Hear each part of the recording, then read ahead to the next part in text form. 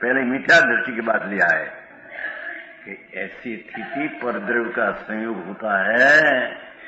आवे घाती क्रम शाता बंद पड़ा है तो संयोग आवे, और संयोग तरफ का लक्ष्य है वेदन भी हो, उदय हो, राग की सुख दुख की उत्पत्ति भी हो, पर्याय में उत्पत्ति हो, वेदन हो, इतनी बात अस्थि सिद्ध गया।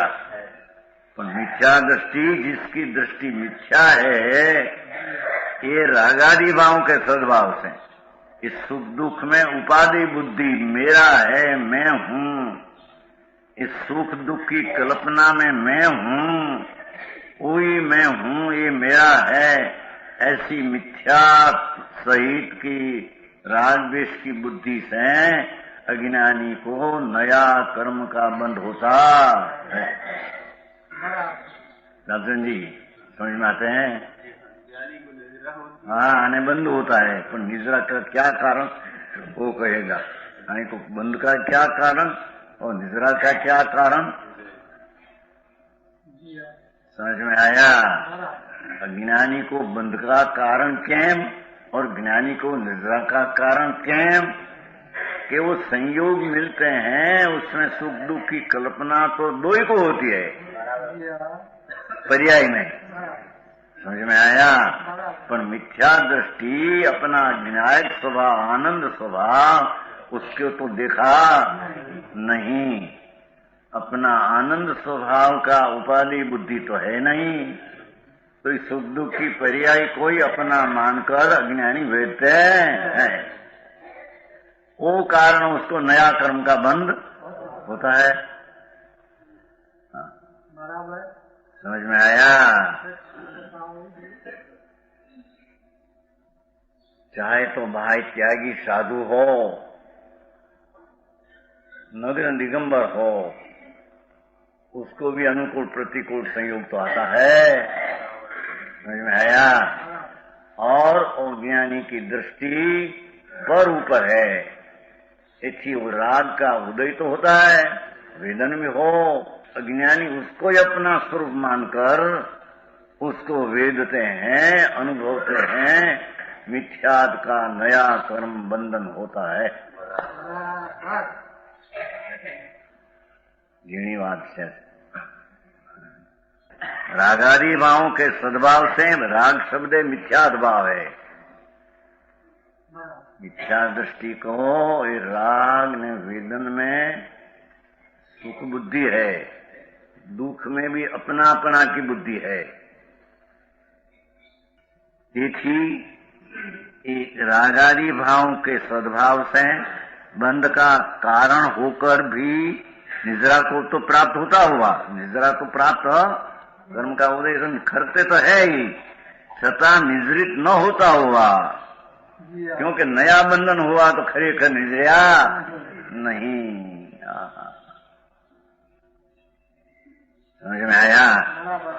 बंध ही होता है, पूर्व का कर्म तो आया, वो सामग्री भी आई, और राग ने वेदन भी हुआ, तीन बहुत हुआ, तीन। तो अज्ञानी और राग में मिठास मिठास वेदते हैं, अथवा दुख में भी अपना स्वरूप ऐसा मानते हैं, उसको आनंद स्वरूप, भगवान आत्मा मेरा स्वरूप है आनंद, उसकी तो खबर नहीं। बाहरना पदार्थ में उल्सित वीर्य होकर, उल्लासित होकर, राग में उल्लासित होकर वेदते हैं। समझ में आया?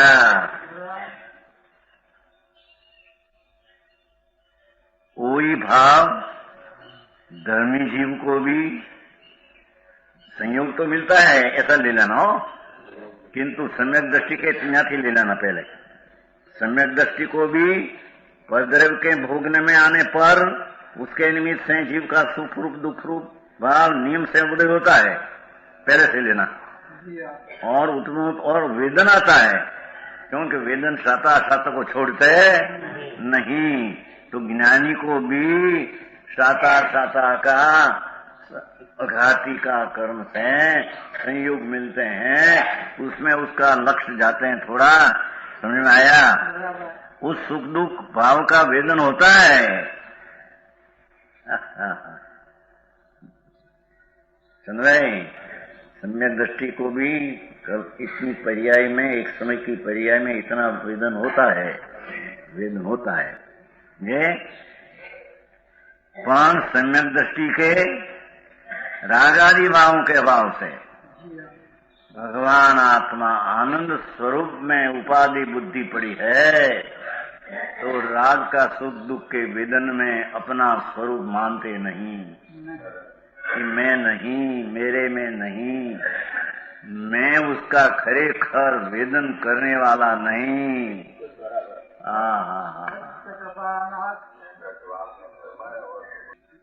है ने, देखो बहुत अब गाथा।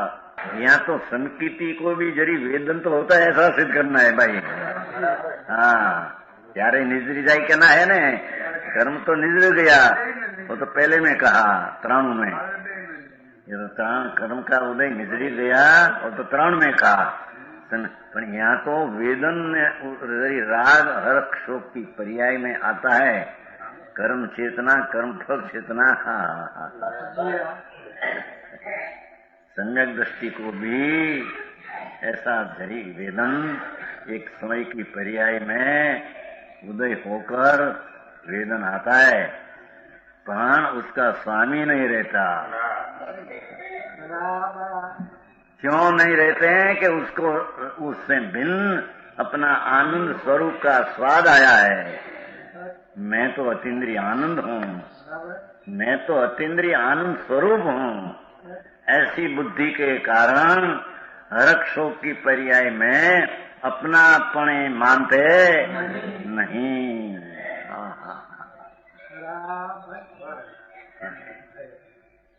समझ में आया? क्योंकि अपना स्वरूप तो अनाकुल आनंद स्वरूप है, उसमें अपनी बुद्धि है, और राग में अपनी पना की बुद्धि नहीं। तो ज्ञानी को एक समय का वेदन निर्जित जाता है, अशुद्धता निर्जित जाती है, हम सिद्ध करना है। समझ में आया?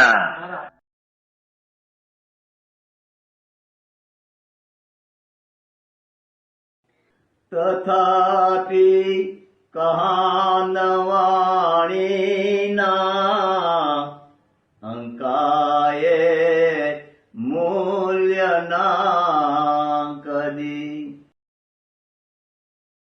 तथापि मातवाणी ना अंकाये मूल्य ना कदी।